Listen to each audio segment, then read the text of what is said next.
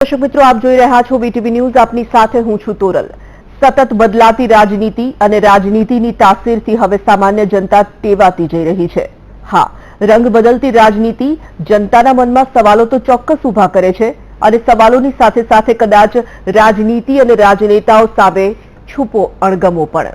રાજકીય પક્ષોની વિચારધારાથી પ્રભાવિત થઈ જે તે પક્ષ સાથે સતત જોડાયેલા રહેવું, જનતાની સેવા કરવા માટે રાજકારણમાં જોડાવું કે કોઈ પક્ષ સાથે પોતાના અંગત સ્વાર્થ, પદ, પ્રતિષ્ઠાના મોહ વિના વફાદારી સાથે જોડાયેલા રહેતા રાજકારણીઓ હવે તો શોધવા પડે તેવી પરિસ્થિતિ આવી જ ગઈ છે ને. છેલ્લા કેટલાય સમયથી આવું એટલા માટે લાગી રહ્યું છે કારણ કે વારંવાર પક્ષપલટાના સમાચારો સામે આવ્યા કરે છે. હવે તો એમ છે કે દેશની 3 મોસમથી પણ વધુ વખત આવે છે પક્ષપલટાની મોસમ. પક્ષપલટો, પેટા ચૂંટણી, આક્ષેપ અને પ્રત્યાક્ષેપ, આ આખું હવે અનિવાર્ય સર્કલ બની ચૂક્યું છે. આજે પણ આ ચર્ચા એટલા માટે પ્રસ્તુત બની છે કારણ કે હમણાં યોજાયેલી રાજ્યસભાની ચૂંટણી પહેલા ધડાધડ રાજીનામા પડ્યા અને પક્ષપલટો પણ થયો અને એ પક્ષપલટાના આફ્ટર શોક્સ હજુ પણ પેટા ચૂંટણીના સ્વરૂપે આપણે ભોગવી રહ્યા છીએ. તેમાં પણ આ પક્ષપલટો કરોડો રૂપિયામાં પડ્યો હોવાના આક્ષેપની ચર્ચા ગરમાતા આજે ફરી આ જ મુદ્દે વાત કરવાની અનિવાર્યતા ઊભી થઈ છે. તો ચાલો આજે મહામંથન આ જ મુદ્દા પર.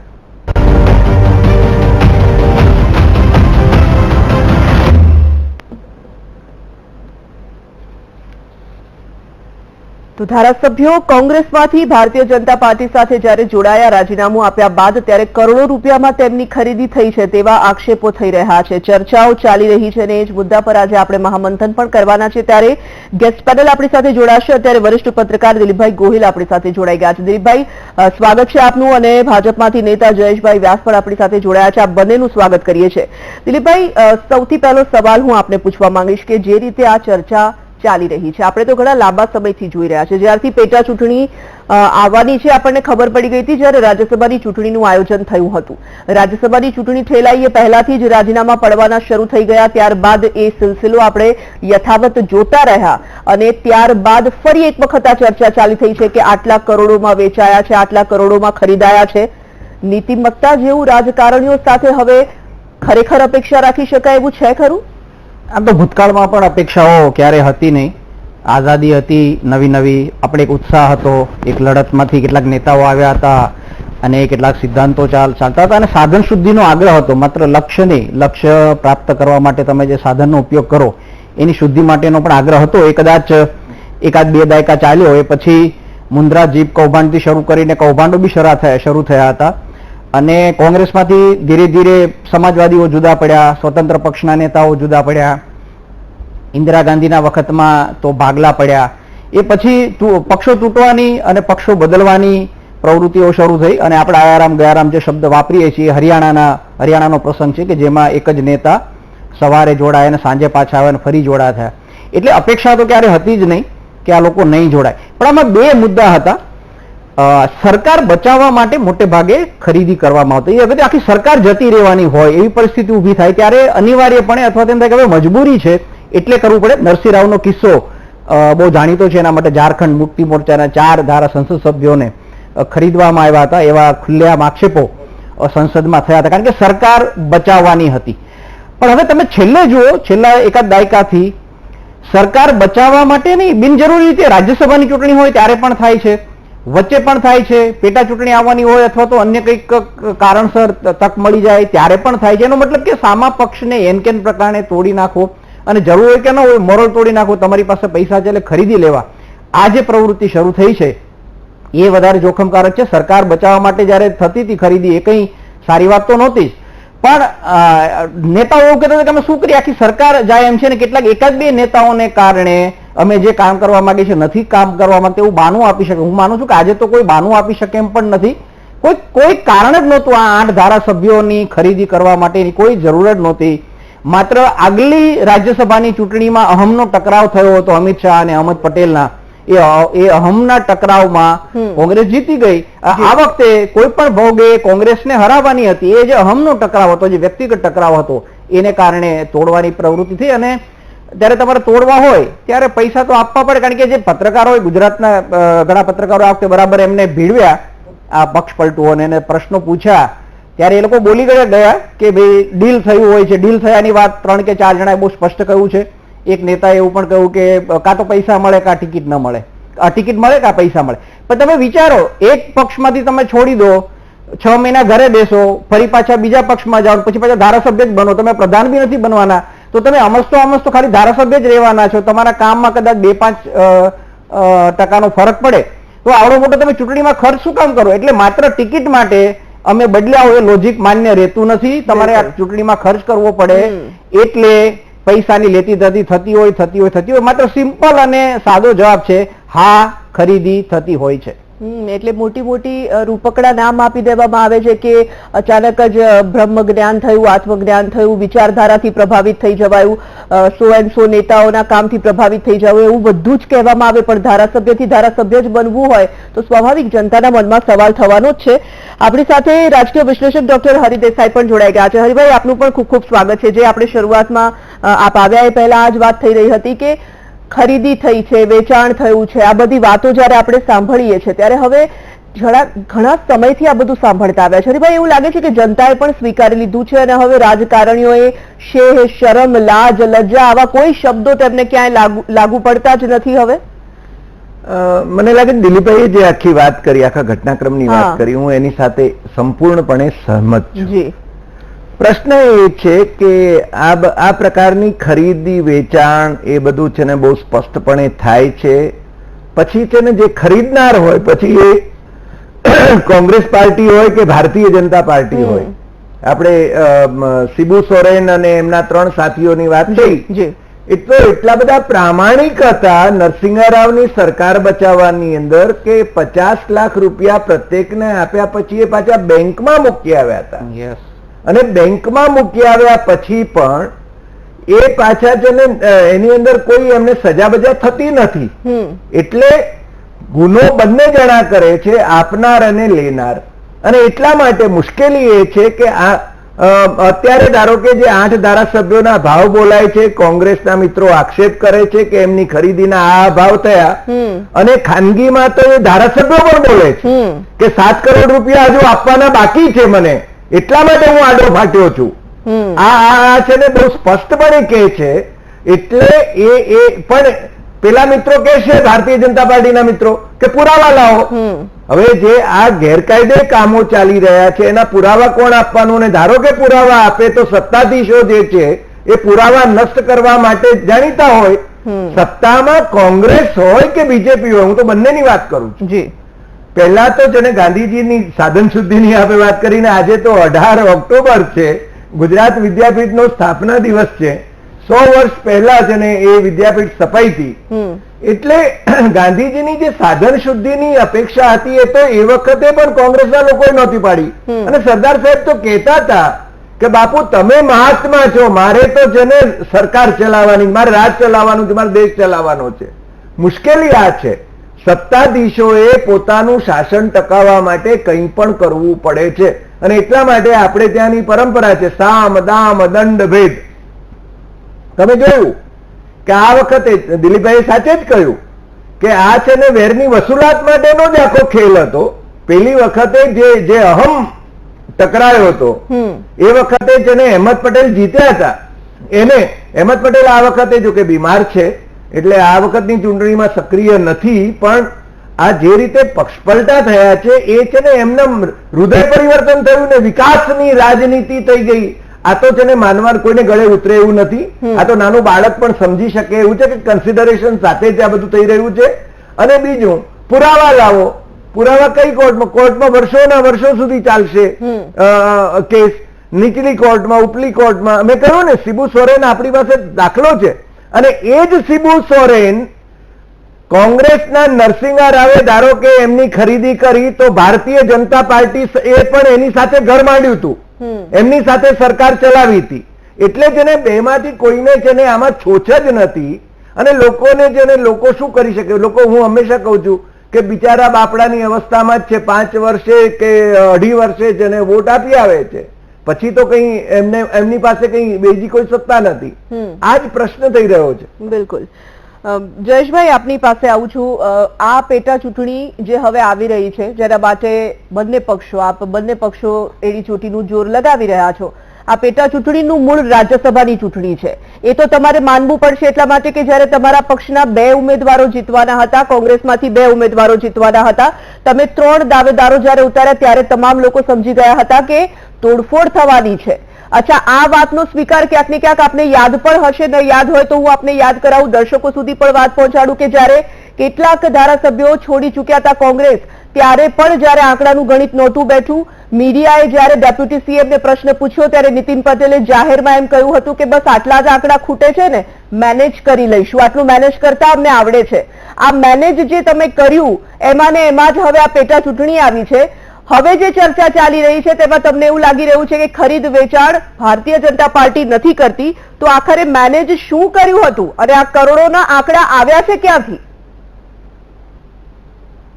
તોરલબેન, કોંગ્રેસ એ સતત તૂટતી પ્રક્રિયા જેને કહેવાય કે જેને ઘસારો પહોંચી રહ્યો છે. એક સમય એવો હતો કે એના કાંગરા ખરતા હતા અને હવે એની નાની નાની રેતીઓ પણ ખરી રહી છે. કોંગ્રેસ રાજ્યસભાની ચૂંટણી હોય કે રાષ્ટ્રીય કક્ષાની તમે ચર્ચા કરો, ક્યારેક કોઈ ચૂંટણી ન હોય ત્યારે પણ કોંગ્રેસ તો તૂટતી જ આવી છે. સચિન પાયલોટ જેવું વ્યક્તિત્વ કે સિંધિયા જેવો વ્યક્તિત્વ એને કોંગ્રેસ સાચવી શકતી નથી. આમાં ગુજરાત કે રાજ્યસભા ક્યાં આવી?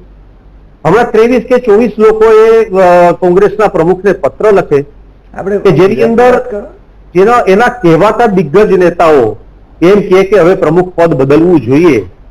આ વાતમાં ભાજપ ક્યાં આવ્યું ને રાજ્યસભાની ચૂંટણી ક્યાં હોય? અત્યારે તો આપણે જયેશભાઈ આપણે ભૂલી ગયા છો. હું તમને યાદ કરાવી લઉં જયેશભાઈ, અત્યારે જે વાત ચાલી રહી છે એ મુદ્દા પર આપણે રહીશું તો આપણે ચર્ચા કરી શકીશું. પૂછી લો એક વખત એક સાથે અને પછી હું પ્રત્યુત્તર આપું. 2 વસ્તુ થઈ શકે. તમે મારા પૂછાયેલા સવાલનો જો પ્રત્યુત્તર આપશો તો મારે વચ્ચે રોકવા પણ નહીં પડે. તો આમાં વાત થઈ શકશે. Otherwise you can talk. Jayeshbhai, મારો સવાલ આ પેટા ચૂંટણીને લઈને છે. રાજ્યસભાની જે ગુજરાતની ચૂંટણી હતી એને લઈને હતો. આપ તમે સાવ સિંધિયા અને પાયલટ સુધી પહોંચી ગયા એટલે મારે તમને ટોકવા પડ્યા. દાદા તમે વાંધો નહીં, તમે એટલે પ્રત્યુત્તર જે આપી છે પણ થોડુંક સાંભળવાની પણ થોડુંક રાખો ને. સહિષ્ણુતા અસહિષ્ણુતા બાકીના લોકોમાં તો છે, તમે તો થોડીક રાખો ને થોડીક સહિષ્ણુતા. મારા સમયમાં મારે જવાબ આપવાનો છે, તમને અનુકૂળ જવાબ આપવાનો હોય તો એ રીતે વાત કરીએ અને મારે પ્રત્યુત્તર ભાજપના પ્રવક્તા તરીકે આપવાનો તે રીતે વાત કરીએ. એટલે તમે પ્રવક્તા તરીકે જે મનમાં આવશે એ જવાબ આપશો. મારે જે પ્રત્યુત્તર આપવાનો છે ચલો આપી શકો છો. જનતા બધું જ જોવે છે. અધરવાઇઝ એક કામ કરો કે તમને યોગ્ય લાગે ત્યારે જ મને વાત કરવાનું કહો અથવા તમે પૂછતા રહો. 2 માંથી એક જવાબ હોય તો આપ આપી શકો છો જયેશભાઈ. બિલકુલ. હવે વચ્ચે ન કહેતા, તમારો સમય ખૂટે ત્યારે મને કહે છે. જયેશભાઈ, એ તમે મને નહીં શીખવી શકો.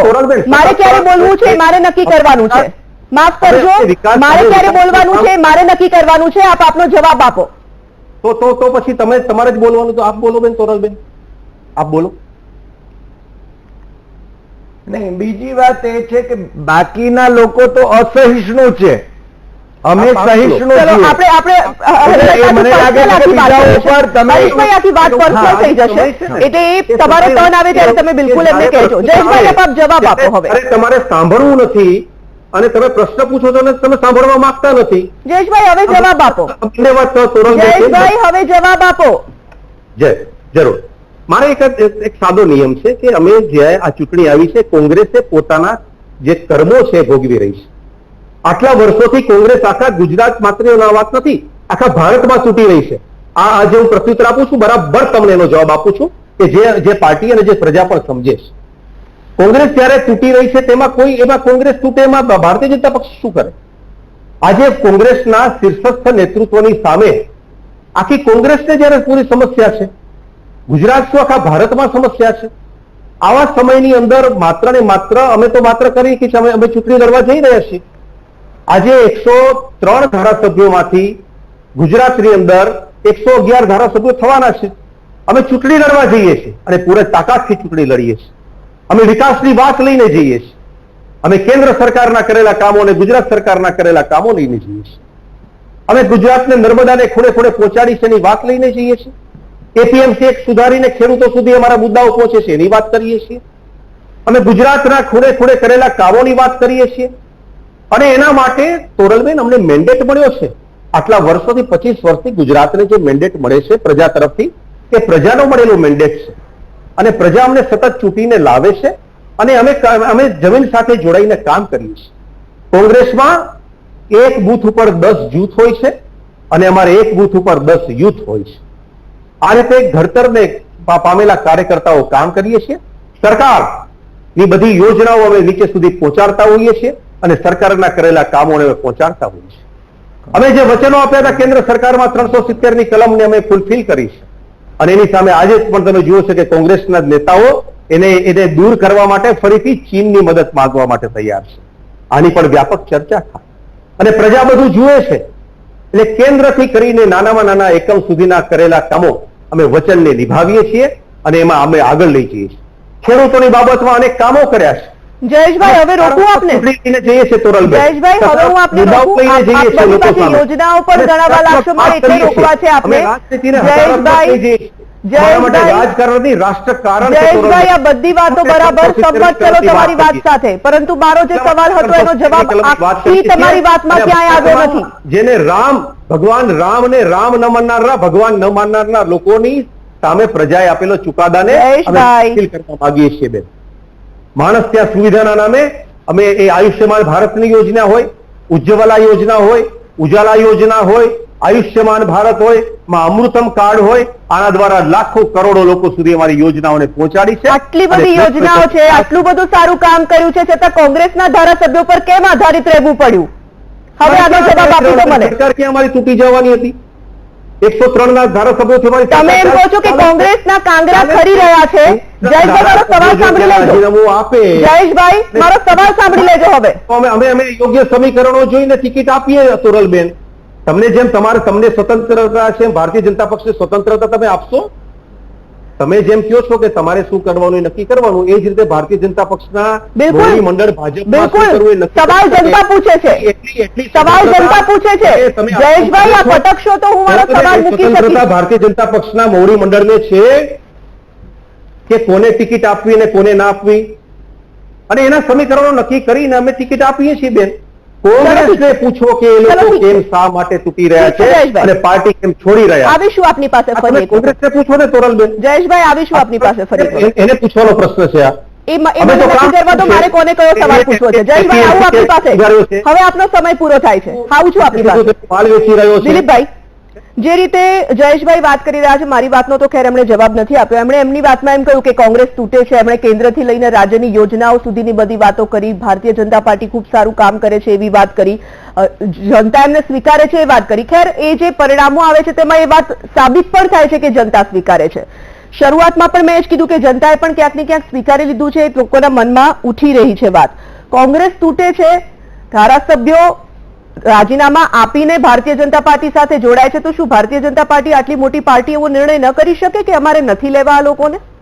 એવું કરે તો એ તો અતિ ઉત્તમ કહેવાય. અને મોટા પક્ષો પાસે તો આપણી એ જ અપેક્ષા છે કે પોતાની તાકાત ઉપર અને પોતાની ક્ષમતા ઉપર જીતે. અને નવા પ્રમુખ આવ્યા છે CR પાટીલે, એમણે એ જ કહ્યું છે કે ભાજપના કાર્યકરોના જોર ઉપર આપણે જીતવાનું છે. પણ એમણે કહ્યું અને 1.5 જ મહિનામાં મામલો પલટાઈ ગયો અને મોરબીમાં ફરીથી કોંગ્રેસના લોકોને લીધા, લોલિયામાંથી લીધા, ખાંભિયાધારીમાંથી લીધા. એટલે એમણે જે કહ્યું એ પાલન કર્યું હોત તો બહુ સારી વાત હતી. આપણને આનંદ થાય કે મોટો પક્ષ એક સારો ચીલો પાડે તો પછી પ્રાદેશિક પક્ષો છે એની સામે એક નવું ધોરણ ઊભું થાય. પણ હવે બીજામાં જે ભેદ હોય છે, દાખલા તરીકે અન્ય જગ્યાએ થયું મધ્યપ્રદેશમાં કે રાજસ્થાનમાં, તો એમાં તો આપણે કોંગ્રેસનો જ વાંક કાઢ્યો હતો, કારણ કે કોંગ્રેસમાં જ મુશ્કેલી હતી. એનો જૂથવાદ હતો, એનો રાજ્યસભાની ટિકિટ આપવામાં એની જે મુશ્કેલી હતી, તો એની વાત પણ આપણે કરતા જ હોઈએ છીએ કે એ મુશ્કેલીને કારણે થયું છે. પણ સામા પક્ષમાં કોઈક મુશ્કેલી ચાલી રહી છે અને અથવા તો નથી ચાલી રહી, અથવા તો એ સંજોગોમાં તમારે એને લઈ જ લેવા અને મોકો જોઈને અને જે આક્ષેપો થાય છે એ પ્રમાણે પૈસા આપીને ખરીદી કરવાના હોય, તો આપણે જે 5 વર્ષ કોઈ સરકારને બેસાડી છે એ આ પ્રવૃત્તિ કર્યા કરે તો સરકાર ક્યારે બદલાય જ નહીં. આપણી 5 વર્ષ જયારે કોઈ ચૂંટણીને કોઈ સરકારને આપણે જીતાડીને મોકલીએ છીએ ત્યારે એની પાસે અપેક્ષા છે 5 વર્ષ એ કામ કરે અને એ કામ લઈને ફરી પ્રજા પાસે જયારે સારું કામ કર્યું છે તો પ્રજા ફરીથી એને જીતાડશે. આટલું જ તમારે કરવાનું છે. એ સિવાયની જે પ્રવૃત્તિઓ થાય છે એ પ્રવૃત્તિ કઈ સારી તો નથી. દાખલા તરીકે આટલી બધી ચિંતા હોય અને આટલી બધી લોકશાહી ચિંતા હોય તો ભાજપ બહુ બધી રાજ્યોમાં એની સત્તા છે, કેન્દ્રમાં બહુ મજબૂત છે, શા માટે પક્ષ પલટાનો કાયદો નથી કરતી? એને જશ મળશે, ભાજપને કાયમ માટે જશ મળશે કે ભારતના લોકશાહીમાં સ્વચ્છતા માટે, સાફસૂફી માટેનો એક સારો પ્રયાસ કર્યો, એવો કડક કાયદો કરે કે ક્યારેય પણ પક્ષ પલટો ન થઈ શકે અને એક પક્ષમાંથી છોડીને આવે એ કમસે કમ એક ચૂંટણી ન જીતી શકે, લડી ન શકે, પેટા ચૂંટણી ન લડી શકે તો કમસે કમ 6 વર્ષ ન લડે, આટલું જ કરવાનું છે. 6 વર્ષ માટે લડો એટલું ભાજપ પાસે બહુ સારી તક છે અત્યારે કેન્દ્ર સરકારમાં. જો એ કરી બતાવે ભાજપ તો આપણે બધું માનીએ કે ભાજપને નીતિમત્તામાં રસ છે અને સિદ્ધાંતોમાં રસ છે, એમને સારી પ્રણાલીમાં રસ છે, પણ એવું દેખાતું નથી. જ્યાં તક મળી છે ત્યાં એને કરી. ભૂતકાળમાં કોંગ્રેસે પણ કર્યું હતું અને એનો ઉલ્લેખ અમે પહેલા કરીએ છીએ, જ્યારે પણ ભાજપની વાત કરીએ છીએ ત્યારે બંનેનો વાત કરીએ છીએ. એક પક્ષની આ વાત જ નથી, પરંતુ સ્વાભાવિક છે કે અત્યારે જે પક્ષમાં થતું હોય એની ચર્ચા થાય, એટલે સ્વાભાવિક જે તે પક્ષની ચર્ચા થાય એને લાગે કે અમને જ સવાલો પૂછવામાં આવે છે, પરંતુ સત્તા પર હોય એની સામે જ સવાલ હોય ને, વિપક્ષની સામે સવાલ આવા તો ના જ હોઈ શકે ને. હવે જયેશભાઈ એવું કહું કે અમે મન થાય અને ટિકિટ આપી, તમે આપો તો તમારી મતલબ છે, પણ તમે જાહેર જીવનમાં રાજકીય પક્ષ છે, ભાજપ જે પણ કઈ પ્રવૃત્તિ કરે, જે પણ નિર્ણય કરે, એમના નેતાઓ જે કઈ પણ નિવેદન આપે એની સામે બધા સવાલો પૂછવાના છે, લોકો પણ સવાલો પૂછવાના છે, નાગરિકો સવાલો પૂછવાના છે, અને નાગરિકોના સવાલો છે એ મીડિયા પૂછવાના છે. સવાલો તો પૂછવાના છે, તમને કરવાની છૂટ છે, તમારે જે પણ કઈ કરવું હોય, અમે માત્ર સવાલો તો આવવાના જ છે, કારણ કે જાહેર જીવનમાં પડેલું રાજકીય પક્ષ છે. બિલકુલ. આપણી સાથે કોંગ્રેસ નેતા હેમાંગ વસાવડા પણ જોડાઈ ગયા છે. હેમાંગભાઈ, આપનું પણ સ્વાગત. પરેશ ધાનાણીએ ટ્વીટ કર્યું કે 16 કરોડમાં કોણ વેચાયું છે, જયચંદુ અને ગદ્દારો કોણ છે? આખરે જયચંદુ અને ગદ્દારો, હેમાંગભાઈ, એ જયચંદુ અને ગદ્દારો તમારા જ સાથી છે. તમે જ 2017માં ટિકિટ આપી હતી અને તમે જ એ લોકોને જીતાડ્યા હતા. તમે ન સાચવી શક્યા, બીજા પક્ષ સાથે જોડાઈ ગયા. તો એ ગદ્દારો કોણ છે? તો સૌથી પહેલા તો તમારે તમારા ગદ્દારો શોધવાની જરૂર છે, એમ નથી લાગતું?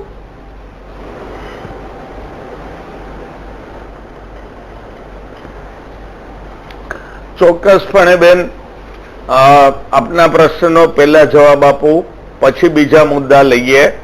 કોંગ્રેસ પક્ષ અત્યારે કશું આપી શકે એવી સ્થિતિમાં નથી. એની પાસે રાજ્ય સરકાર, નથી એની પાસે કેન્દ્ર સરકાર, નથી લગભગ મહાનગરપાલિકાઓ પણ કોંગ્રેસ પક્ષ પાસે નથી.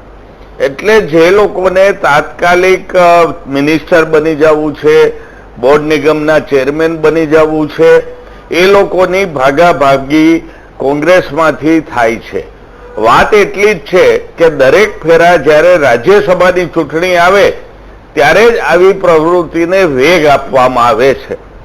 આપે જો બધાના નિવેદન સાંભળ્યા હોય એક પછી એક, તો ભાઈ જેવી કાકડિયા અને એમના મિસિસે એમ કીધું કે પહેલેથી નક્કી હતું, કા ટિકિટ લેવાની હતી કા પૈસા. ભાઈ જીતુ ચૌધરીએ કીધું કે મને સાયન્સ કોલેજ મંજૂર કરી દીધી છે. જેવી કાકડિયાએ એવું કીધું કે મને 60 થી 80 કરોડના રસ્તાઓની મંજૂરી આપી દીધી સરકારે. એટલે ચોક્કસપણે ગુજરાતની પ્રજા સમજે છે કે આવા તત્વો જે કોંગ્રેસમાં છે એ લોકોને ખેંચી લેવા અને રાજ્યસભાની ચૂંટણી વખતે જ આ રમત કેમ થાય છે, અસંતોષ હોય તો વચ્ચેના ગાળામાં કેમ નથી થતો, આ એક પ્રશ્ન દરેક પ્રજાએ વિચારવા જેવો છે.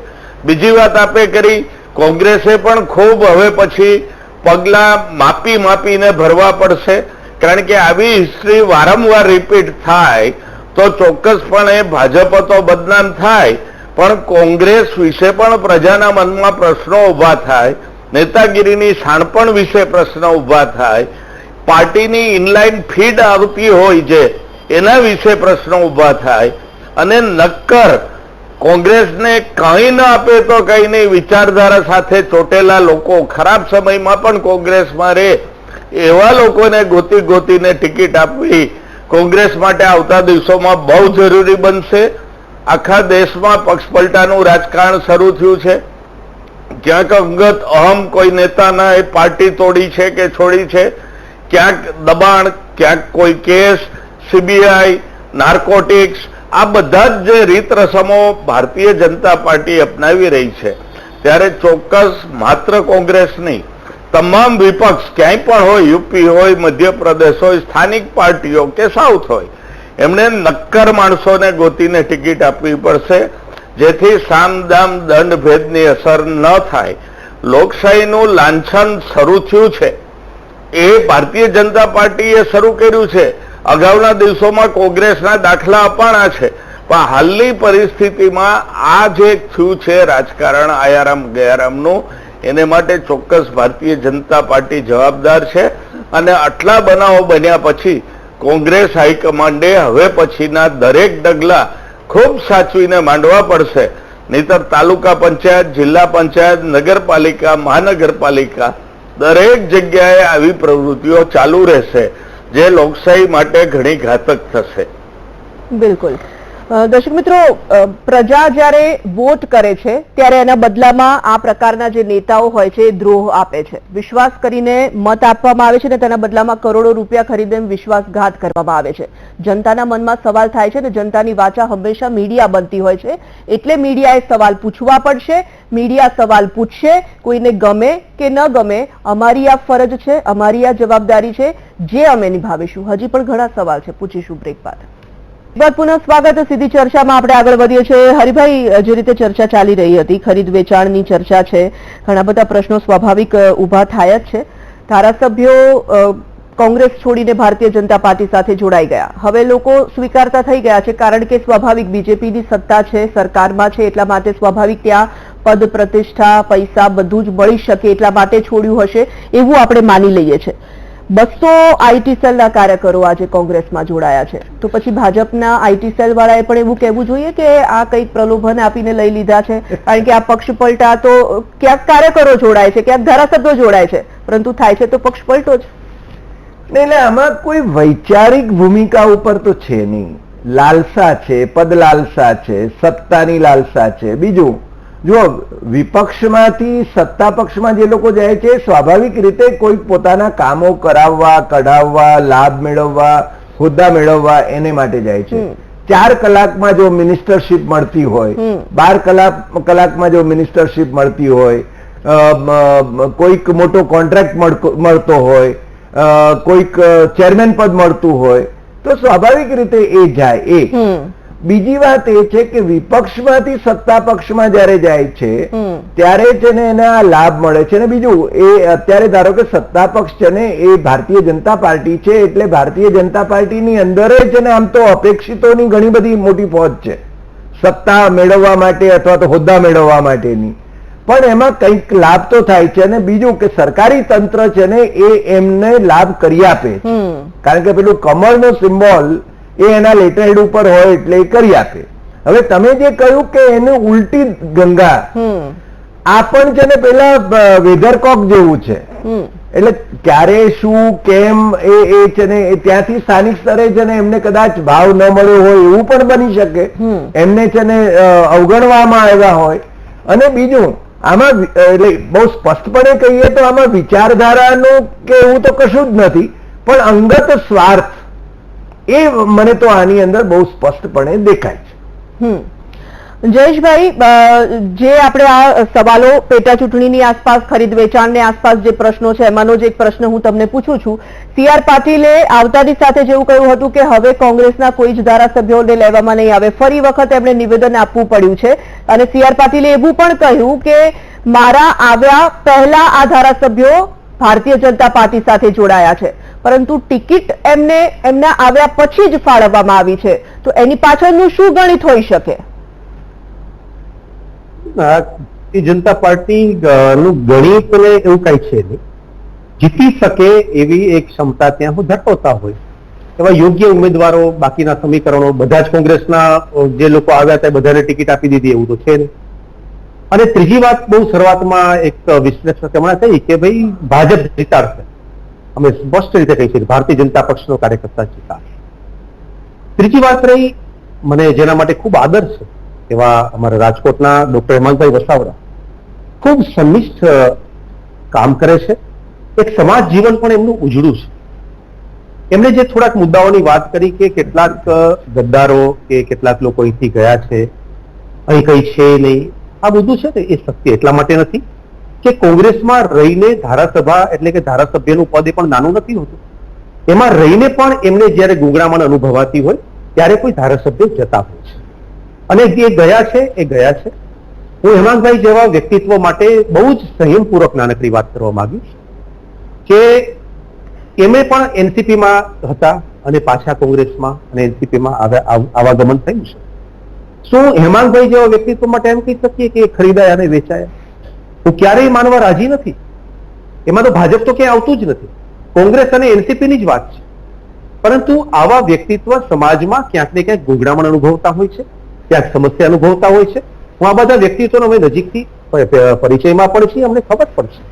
એટલે માત્ર દરેક વખતે બહુ જ બિનજવાબદારપૂર્ણ રીતે કહી દેવું કે આમ થયું આમ કરવું બહુ સહેલું છે બેન કોરલબેન, બહુ સહેલું છે. પરંતુ પ્રજા એની સાથે સાથે એટલું જુએ છે કે જે નર્મદાની યોજના દાયકાઓ સુધી ન થાય એ 17 દિવસમાં એના દરવાજા ચડી શકે છે. પ્રજાએ જુએ છે કે રામ જન્મભૂમિના મુદ્દાને જે ટલ્લે ચડાવવામાં આવ્યો હતો, ચુકાદો કોર્ટે આપ્યો છે, પરંતુ જે રીતે કોંગ્રેસના મિત્રો એની અંદર વચ્ચે અવરોધરૂપ બનતા હતા વર્ષો સુધી, લોકો જુએ છે. 370ની કલમ ફરીથી અમે લાવવા માટે ચીનની મદદ લેશું, ફારૂક એમ બોલે છે ને કોંગ્રેસનો એક પણ વ્યક્તિ તેનો વિરોધ કરતો નથી. પ્રજા જુએ છે અને આખરે સર્વોપરી પ્રજા છે. આપણે જયારે જનમત કેળવવાની વાત કરતા હોય ને વાત કહેતા હોય ત્યારે ચોક્કસપણે બધી જ ચર્ચા થાય, પરંતુ પ્રજા બરાબર જુએ છે. 25 વર્ષથી ભાજપનું શાસન ગુજરાતમાં આપી રહી છે, પ્રજાનો મેન્ડેટ છે.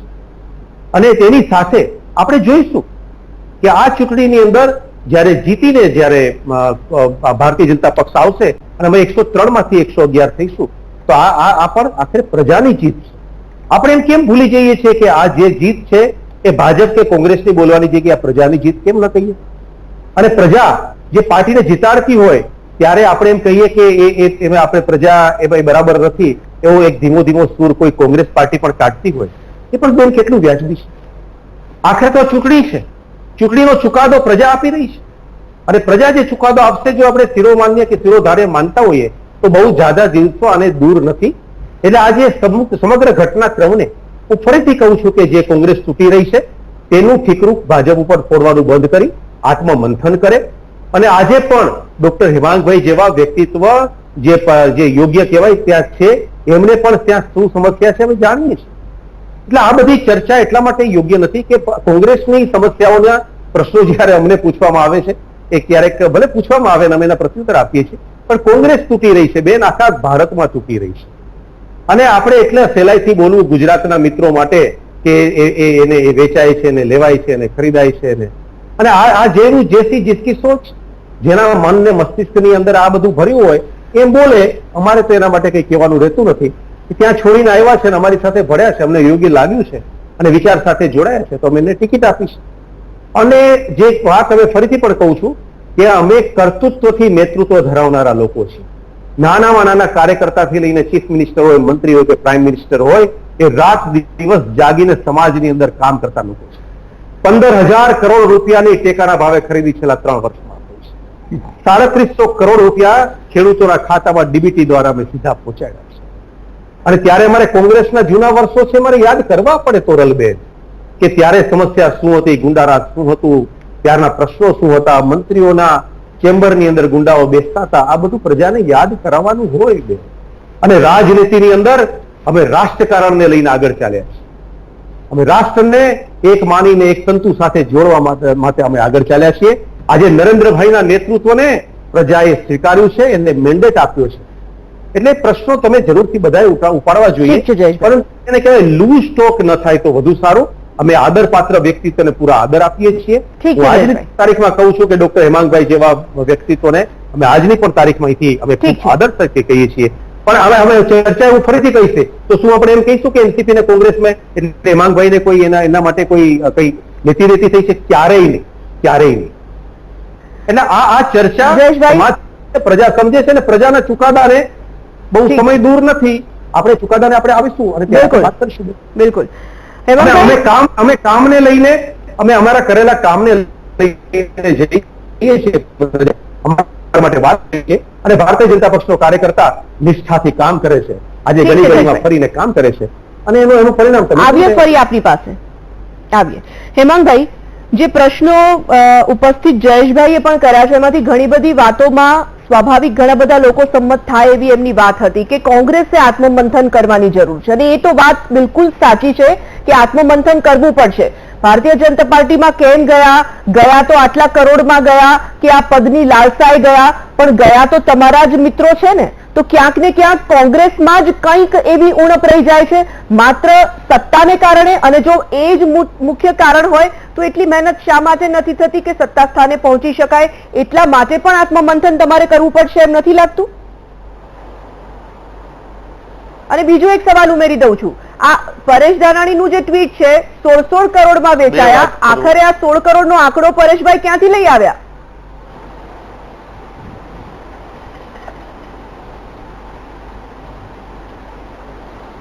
સૌથી પહેલા વાત કરું કે જયેશભાઈ જે વાત કરી એ વાત નથી, એ હકીકત છે કે અત્યારે મેન્ડેટ એમને મળેલો છે, સત્તાધારી પક્ષ છે, ઇવન નરેન્દ્રભાઈ પણ વડાપ્રધાન છે. આ વાત નકારવાને કોઈ કારણ નથી. મેન્ડેટ મળ્યો જ છે અને ગુજરાતમાં 20 વર્ષથી સતત ભારતીય જનતા પાર્ટી ઘણી બધી બેઠકો જીતતી આવી છે અને સત્તામાં બરકરાર છે. બીજો પ્રશ્ન જે આત્મમંથનનો આપે કર્યો, ચોક્કસપણે કોંગ્રેસ એ સ્ટેજ ઉપર છે, હાઈકમાન્ડ ચોક્કસપણે ઘણા બધા આયામો વિચારે છે અને વિચારશે. જ્યાં ક્યાંય કોંગ્રેસની પોતાની નબળાઈઓ હોય એ દૂર ચોક્કસપણે કરવામાં આવશે, કારણ કે ક્યાંક ને ક્યાંય કોંગ્રેસની પણ નબળાઈ હશે અને છે તો જ સત્તાથી દૂર રહી છે. એટલે આવતા દિવસોમાં ચોક્કસ ઉપરથી નીચે સુધી ઘણા બધા ફેરફારો પણ દેખાશે.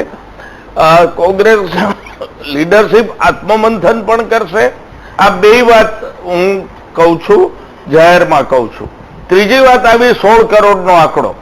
મારા ખ્યાલથી 16 કરોડનો આંકડો ભાઈ જેવી કાકડિયાના વિધાન પછી બજારમાં આવ્યો છે, ત્યાં લગી તો વાત હતી જ નહીં.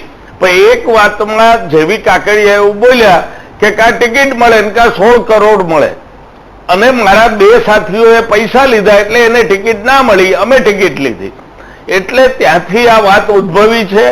આ એમની અંદરની વાત બહાર આવી છે. અને ત્રીજી વાત પણ હું કરું કે જયેશભાઈએ કીધું કોંગ્રેસ પાર્ટીમાં ગુંગળામણ, દરેક પાર્ટીમાં કોઈને કોઈ વર્ગ કાયમ ગુંગળામણ અનુભવતો હોય છે. લોકશાહીની આ પરંપરા છે, પણ આગળ જતા એના રસ્તા નીકળતા જ હોય છે. આજે આપ જો જનતા પાર્ટીના પ્રમુખ પાટીલ સાહેબના પ્રવાસ પછી બંધ કવરોમાં જે એને વિગતો આપવામાં આવી, દરેક જગ્યાએ ઉત્તર ગુજરાતમાં, દક્ષિણ ગુજરાતમાં, મધ્યમાં અને સૌરાષ્ટ્રમાં એ વિગત જો ખુલ્લી કરવામાં આવે તો પ્રજાને એ પણ ખબર પડે કે ભારતીય જનતા પાર્ટીમાં બધું જ સમસૂત્રો સબ સલામત નથી, ત્યાં પણ અકળામણ છે. પણ અકળામણ પછી કઈ રીતે એને હવા આપવી, કઈ રીતે એનું રિએક્શન આપવું, કોઈ પક્ષ છોડે છે, કોઈ રાજકારણ છોડે છે, કોઈ પક્ષમાં સાયલન્ટ થઈ જાય છે, આવું બધું લોકશાહીમાં બનતું રહ્યું છે. બીજી એમણે વાત કરી પ્રજાની. ચોક્કસપણે જો પ્રજાઓ આ જે 8 ઉમેદવારો છે એ જો જીતે તો એક પારાશીસી એ નીકળે કે પ્રજાને લોકશાહીમાં જે આયામ આપણે સમજીએ છીએ એ સિવાયના કોઈ આયામ છે મતદાનમાં કે એમણે આ રીતનું મતદાન કર્યું. જનમતને દરેકે માથે ચડાવવાનો છે. 8 બેઠક કોંગ્રેસ જીતે તો ભારતીય જનતા પાર્ટીએ માથે ચડાવવાનો છે, વાઇસે વર્ષા. એટલે જ્યારે પણ આવું થાય ત્યારે બંને પાર્ટીએ વિચારવાનું આવે. ઇવન આપના જેવા તજજ્ઞો, હરિભાઈ જેવા વિદ્વાનોએ પણ વિચારવાનું આવે કે આવી વાત પ્રજાએ સ્વીકારી તો એના કારણો શું. સિમ્પલી અજુગતી લાગતી વાત પણ જો પ્રજા સ્વીકારે તો એ આંખ વાતા ઉપર, અને એ શું કામ સ્વીકારી એનું પણ મનોમંથન, આત્મમંથન કરવું જરૂરી બને. દિલીપભાઈ, એક પક્ષ છોડી દે છે, ધારાસભ્ય પદે હોવા છતાં ચાલુ ધારાસભ્ય હોય ને અચાનક જ કોઈક ને કોઈ કારણસર રાજીનામું આપીને બીજા પક્ષ સાથે જોડાઈ જવું અને ત્યારબાદ તેમાંથી તરત જ ચૂંટણી લડવી. કોઈ કેબિનેટ મંત્રી બની જાય છે, કોઈ રાજ્યકક્ષાનું મંત્રી બની જાય છે, કોઈને કોઈક સારું એક પદ મળી જાય છે, કોઈકને ફરી એક વખત ધારાસભ્ય લડવા માટેની ટિકિટ મળી જાય છે. પરંતુ જે લોકો મહેનત કરતા હતા, એ જગ્યાએ લડવા માટે વિચારતા હતા, ત્યાંથી જીતવા માટે વિચારતા હતા, એ લોકોના અસંતોષનું શું? એ લોકોને શું ડિસિપ્લિન પાર્ટીના નામે શાંત કરી દેવામાં આવે છે? થાય છે શું આખરે? એટલે એ કાર્યકરોની મૂંઝવણ સૌથી વધારે હોય છે, જે પક્ષને વફાદાર રહ્યા હોય, વિચારધારાને વફાદાર રહ્યા હોય. અને કેટલાક ટેકેદારો તો એવા પણ હશે કે એમને માત્ર વિચારધારામાં રસ હશે, એમને કાર્યક્રમમાં રસ હશે, એમને તો પક્ષમાં પણ હોદ્દો લેવાની ઈચ્છા નહીં હોય. પક્ષનું જે સંગઠન હોય એમાં તાલુકા પંચાયત, જિલ્લા પંચાયત, ગ્રામ પંચાયતની વાત તો જવા દો, એ લોકો અકળાતા હશે કે જે વિચારધારા માટે કે જે કાર્યક્રમ માટે અમે સમર્પિત હતા એમાં આવું થવાનું હોય તો અમારે શું કરવું? એટલે એ અકળામણ તો હોય છે. અને થોડી બહુ પ્રેક્ટિકલ વાત કરીએ તો છેલ્લે જે 2 જણા હાર્યા હતા એ વખતે આપણે ખ્યાલ હતું કે એમને હરાવવામાં ભાજપના ટેકેદારોનો ફાળો મહત્વનો હતો, અલ્પેશ અને ધવલ. કારણ કે એ લોકોને લાગ્યું હતું કે આ રીતે તમે બહારના લોકોને લાવીને અહીં જીતાડવાના હશો તો એનો શું અર્થ છે? એટલે એ ભૂમિકા બહુ અગત્યની હોય છે. આ ચૂંટણીમાં મને એવું બી લાગે છે કોરોનાને કારણે આમ પણ વધારે ઓછું મતદાન થશે. પેટા ચૂંટણીમાં ઓછું થતું હોય, કોરોનામાં વધારે ઓછું થશે. એનો મતલબ એ થયો કે કોંગ્રેસના ચુસ્ત ટેકેદારો અને ભાજપના ચુસ્ત ટેકેદારો જ મત આપવા બહાર નીકળશે અને બંને પોતપોતાના પક્ષોનું મૂલ્યાંકન કરશે. કોંગ્રેસનો ટેકેદાર છે, મતદાર છે, એ જયારે મત આપવા જશે ત્યારે એ વિચારશે કે અમારા પક્ષમાં શા માટે મંથન નથી થતું અને ચિંતા વ્યક્ત નથી થતી અને શા માટે આવું થાય છે, વિચારીને એ મત આપશે બાકીની ગણતરી ઉપરાંત. એ જ રીતે ભાજપનો કાર્યકર અને ભાજપનો ટેકેદાર જયારે મત આપવા જશે ત્યારે પણ એ જ વિચારવાનો છે કે મારો પક્ષ શું કરી રહ્યો છે, આટલો બધો મજબૂત છે, વારંવાર જીતે છે, છતાંય શા માટે આ પ્રકારની પ્રવૃત્તિઓ કરે છે કે જે લોકશાહીને હાનિકારક છે. એટલે મને લાગે છે બંનેના ટેકેદારો પોતપોતાનું મૂલ્યાંકન કરવાનું છે. બીજું, જયેશભાઈ અને હેમાંગભાઈ બંને જે વાત કરીને એ આમ ઉપરથી બહુ સારી લાગે છે પણ એ થોડી જોખમી છે. જીતી જવું એ જો ક્રાઇટેરિયા હોય તો એ બહુ વિચારવા જેવું છે. કારણ કે જો જીતી જવું એને સ્વીકારવાનું છે અને સ્વીકારીએ છીએ, પણ એ માત્ર ક્રાઇટેરિયા રાખીશું તો આપણે ખ્યાલ છે ભૂતકાળમાં લોકો કોઈને મતદાન કરવા નહોતા જાય, ગુંડાઓ ઉભા રહેતા હતા અને જીતી જતા હતા. એટલે શું એ કઈ દૂધે ધોયેલા થઈ ગયા? અને એ જો ક્રાઇટેરિયા હશે અને તમે જીતી ગયા એટલે દેવ થઈ ગયા, દેવતુલ્ય થઈ ગયા કે બહુ પવિત્ર થઈ ગયા, તો આવતીકાલે જીતવા માટે કોઈ પણ વ્યક્તિ કંઈ પણ કરશે તો આપણે ચૂપચાપ બેઠીને જોતા રહેવાનું છે. એટલે જીતી જવું એ કઈ બહુ એ પ્રકારનો ક્રાઇટેરિયા. જીતી જાય છે એટલે આપણે એને બેસવા દઈએ છીએ વિધાનસભામાં કે આપણી પાસે એની પાસે આપણી પાસે ઉપાય નથી. પણ એને આપણે બહુ સારા થઈ ગયા કે યોગ્ય થઈ ગયું એવું તો બિલકુલ નહીં કહી શકાય. 7-7, 8-8, 9-9 તબક્કામાં ચૂંટણીઓ કરવી પડે છે જેથી ગુંડાગીરી ન થાય, નક્સલીઓ આવીને હિંસા ન કરે અને સ્વચ્છ ચૂંટણી થાય. આપણી ગણતરી, મતદાન પ્રક્રિયા, ચૂંટણી પ્રક્રિયામાં જે પણ ગેરરીતિઓ છે, જે કંઈ મુશ્કેલીઓ છે, ધીરે ધીરે ઓછું કરીને વધારે સારી ચૂંટણી તરફ જવાનું છે. એ જ રીતે અત્યારે આપણી પાસે ઓછા સારા ઉમેદવાર છે, એની સામે વધારે સારા ઉમેદવારો, બંને પક્ષ આપે એ તરફ જવાનું આપણું લક્ષ્ય છે. એટલે જનમત સ્વીકાર્ય છે પણ એ જનમતની પાછળનો જે મેસેજ છે એ એઝ ઇટ ઇઝ ન સ્વીકારી લેવાય. આપણે કેટલીક બાબતોનો આગ્રહ રાખવો જ પડશે. બિલકુલ, જનતાએ હવે ખરેખર સમજવાની જરૂર છે. રાજકીય પક્ષો પોતપોતાની રીતે પોતપોતાની રમત જ રમી રહ્યા છે. જનતાએ જોવાનું છે કે હવે કઈ રમતનો હિસ્સો તેણે બનવાનું છે. પાછા ફરીએ છીએ બ્રેક બાદ. પુનઃ સ્વાગત. સીધા જયેશભાઈ પાસે જઈએ છીએ. જયેશભાઈ, જે આપણે ચર્ચા કરી રહ્યા હતા, આપે કહ્યું કે ઘણા બધા ધારાસભ્યો જે તમારી સાથે જોડાયા છે, વિચારધારાથી પ્રભાવિત થઈને જોડાયા છે. આપે કહ્યું કે સફળ નેતૃત્વ છે, સ્વાભાવિક તેમની કાર્ય કરવાની જે પદ્ધતિ છે તેનાથી પ્રભાવિત થઈને જોડાયા છે. એવું પણ તમે કારણ આપ્યું કે અનેક કામ ભારતીય જનતા પાર્ટીએ કર્યા છે એટલા માટે તમારી સાથે જોડાયા છે. આ બધા જ વાતો અને આ બધા જ મુદ્દાઓ સાથે સંમત થઈએ, પરંતુ હવે જે CR પાટીલે કહ્યું છે કે હવે કોઈ જ કોંગ્રેસના ધારાસભ્યોને કે કોઈ જ કોંગ્રેસના નેતાઓને તમારા ત્યાં સમાવવામાં નહીં આવે. એક તરફ એવું પણ અત્યાર સુધી કહેવામાં આવતું હતું કે અમારી વિચારધારાથી પ્રભાવિત થઈને આવનારા તમામ લોકો માટે દરવાજા ખુલ્લા છે. હવે આગામી સમયમાં આ તમામ મુદ્દાઓ સાથે જો કોઈ આવવા માંગશે તો લેશો કે નહીં લો? તોરલબેન, પક્ષના પ્રમુખ કે એના પછી મારે કંઈ કહેવાનું નથી હોતું. એક અમારી પાર્ટીની વ્યવસ્થા છે. એટલે અને અમે પ્રવક્તા તરીકે આવીએ છીએ ત્યારે કોઈ વ્યક્તિગત નેતા નથી, પક્ષની વાતને વિચારને મૂકીએ છીએ. એટલે પક્ષના નેતા કે એ વાતને આપણે એ લઈને અમે આગળ વધીએ છીએ. બીજી વાત કે જે હમણાં પરેશ ધાનાણીએ જે ટ્વીટ કર્યું કે ગદ્દાર શબ્દ જે વાપરે છે એમના માટે કોઈ પણ વ્યક્તિ ગદ્દાર હોઈ શકે છે, પરંતુ તમે ગદ્દારની કહેવાતી વાત લઈને જવાની વાત કરો છો. પ્રજા, તમે જે કોંગ્રેસે ગદ્દારી કરી છે આ પ્રજા સાથેની વર્ષોથી, એની વાત લોકો એમને બોલશે છે. શંકરસિંહ વાઘેલા જયારે ભારતીય જનતા પક્ષ છોડીને ગયા ત્યારે કોંગ્રેસ એને પ્રમુખ બનાવ્યા, ત્યારે બધી સુફિયાણી વાતો ક્યાં ગઈ? એને તમે કેન્દ્રમાં મંત્રી, કપડાના મંત્રી બનાવ્યા, કેબિનેટ મંત્રી બનાવ્યા, ત્યારે આ બધી સુફિયાણી સલાહો અને આ બધી એવાતી વાતો ક્યાં ગઈ? તમે અત્યારે જેને પ્રમુખ કોંગ્રેસે બનાવ્યા છે એનાથી કોંગ્રેસીઓ જ કેટલા રાજી છે એ સૌ જાણે છે, પ્રજા જાણે છે. એટલે આ પ્રકારના લોકો પાસે પોતાની પાસે કોઈ મુદ્દો નથી, કોઈ વાત નથી, કોઈ કામ કરતા નથી, પ્રજાની વચ્ચે જાતા નથી. અને માત્ર ને માત્ર આપણે જોઈએ છીએ કે ગઈ વિધાનસભાની ચૂંટણીની અંદર પ્રજાને વિભાજિત કરવા માટેના જે પણ કાવા દાવા થઈ શકે, જે પણ એમની કલંકિત પદ્ધતિઓ છે એ થઈ શકે બધી કોંગ્રેસ અપનાવી લીધી પ્રજાને વિભાજિત કરવાની. પરંતુ તેમ છતાંય પણ પ્રજા વિભાજિત ન થઈ. હું સમજુ છું કે તેમની એ લોકોને એમની તકલીફ હોય, સત્તાથી દૂર રહેવાની તકલીફ એને આપણે સમજીએ છીએ, પરંતુ તેનો અર્થ એવો નથી થતો કે તમારા જ મિત્રો જે ગઈકાલ સુધી તમને ટિકિટ આપી હતી એને આ રીતે વાત કરી. બીજી વાત રહી કે આ બધી ચર્ચા જે પરિચર્ચા આપણે કરી રહ્યા છીએ, હું ફરીથી કહું છું તોરલબેન કે પ્રજા પાસે કોઈ ઉમેદવારની વાત કે એ વાતને લઈને ઉમેદવાર કમળ લડી રહ્યું છે અને એના માટે ભારતીય જનતા પક્ષનો એક કાર્યકર્તા પૂરી તાકાતથી એમાં લાગી રહ્યો છે. હું બીજી વાત કરું છું કે આ ચૂંટણીની અત્યારે ચાલુ ચૂંટણીની પણ અંદર તમે જોઈ રહ્યા છો કે કોંગ્રેસના કેટલા બધા હોદ્દેદારો આજે ભાજપમાં સતત અને સતત જોડાઈ રહ્યા છે. બેન તોરલબેન, આજનું પણ કોંગ્રેસનું નેતૃત્વ ગુજરાતની જ માત્ર વાત કરવા માંગતા હોઈએ તો પણ વાંધો નથી, પરંતુ આખરે તો એક વામણું વ્યક્તિત્વને ત્યારે તમે શીર્ષસ્થ નેતૃત્વમાં ભારતીય લેવલે બેસાડવાનો છેલ્લા 10-15 વર્ષથી જે નિષ્ફળ પ્રયત્ન કરી રહ્યા છો તેની તકલીફો આજે કોંગ્રેસનો એક કાર્યકર્તા ભોગવી રહ્યો છે. આ સાદી સીધી વાત કોઈ જાહેરમાં કહી શકતું નથી અને તેની પીડા આજે નીચે સુધી એક વ્યક્તિ ભોગવે છે. પરંતુ કોંગ્રેસનો વિષય છે એની ચર્ચા અમારે વધારે કરવાની જરૂર નથી. અમે વિકાસની વાત લઈને જઈશું, અમે કરેલા કામોની વાત લઈને જઈશું, અમે કેન્દ્ર સરકારે કરેલા કામની વાત લઈને જઈશું, અમે રાજ્ય સરકારે કરેલા કામની વાત લઈ જઈશું અને પ્રજા એનો મેન્ડેટ આપી રહી છે, પ્રજા એનો મેન્ડેટ આપશે. એટલે અમે ચૂંટણીની અંદર અમારે કરેલા કરતું ફરીથી કહું છું કે કામ કરીને અમે પ્રજા સાથે રહીએ છીએ, પ્રજાની સાથે રહેનારા લોકો છીએ. અમે કાવા દાવાથી ચૂંટણીની વાત કરતા હોઈએ તો અત્યારે આ લોકશાહીની અંદર સૌ કોઈ બોલે અને અમે સાંભળીએ છીએ. જયેશભાઈ, સમય ઓછો છે. પ્રજા આપશે. આપણે અત્યારે વિશ્લેષક પણ વાત કરતા હતા કે આ વાત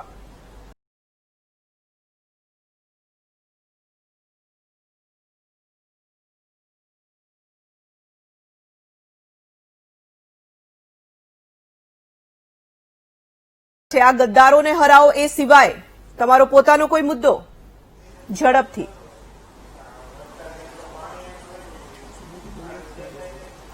ચોક્કસપણે કોંગ્રેસ પાસે એના મુદ્દા છે. જે પક્ષ પલટાનો મુદ્દો છે એ મુદ્દા નંબર 1 કીધો. ભ્રષ્ટાચાર જે થાય છે, રોડ રસ્તા આખા ગુજરાતમાં તૂટી ગયા છે, બ્રિજો તૂટ્યા છે, નહેરમાં રોજ ખાડા પડે છે, નર્મદાની નહેરમાં રોજ ગાબડા પડે છે. કોરોનાની મહામારી જે રીતે હેન્ડલ થવી જોઈએ એ રીતે ગુજરાતમાં થઈ નથી. દમણ જેવા ફિયાસ્કા થયા છે.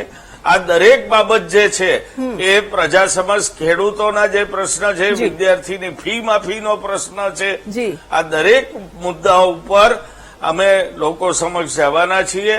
ફી માફીનો પ્રશ્ન ઘણો મોટો છે. સરકારે જે રીતે 25% ફી માફી સંચાલકોને પગે પડીને 25%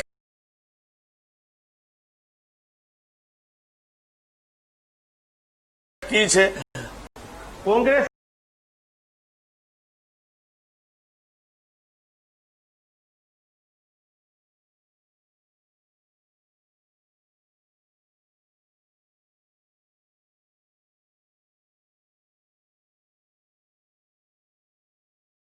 મંથનમાં અત્યારે બસ આટલું જ. હું લઈશ રજા.